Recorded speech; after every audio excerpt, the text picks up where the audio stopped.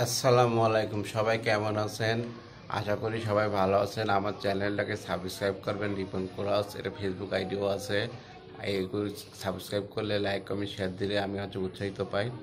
আজকে যে জিনিস নিয়ে আলোচনা করব সেটা হচ্ছে আমি বুটেক্সের ছাত্র। আমি পাশ করে বেরিয়েছি।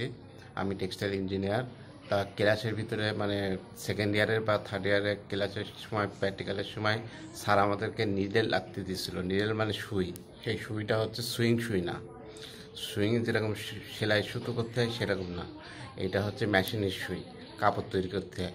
তা আমাদেরকে দিয়েছিল, তা আমরা আঁকাইছিলাম। স্যার সবাইকে রং করতেছিল, মানে এটা আঁকানো হয়নি। তো আঁকানো হয়নি, তো ভালো কথা। আমি হচ্ছে নিডেলটা শুদ্ধই আঁকেছি, এরকম ছাপ দিয়ে আঁকেছি, তাও বলে যে এটা হয়নি। তাহলে আর কত কী করবো? আমাদের শিক্ষা ব্যবস্থা হচ্ছে এরকম। আমাকে যদি আঁকাআঁকি না করে যদি ওই ওই নিডেল বানানো এই প্রসেসটা যদি শিখাই দিত, এই লোহার থেকে খনির থেকে কীভাবে এ করতে হয়, তাহলে আজকে আমরা অনেক আরও বেটার কিছু, ভালো কিছু করতাম। এই হলো আমাদের শিক্ষা ব্যবস্থা। ধন্যবাদ।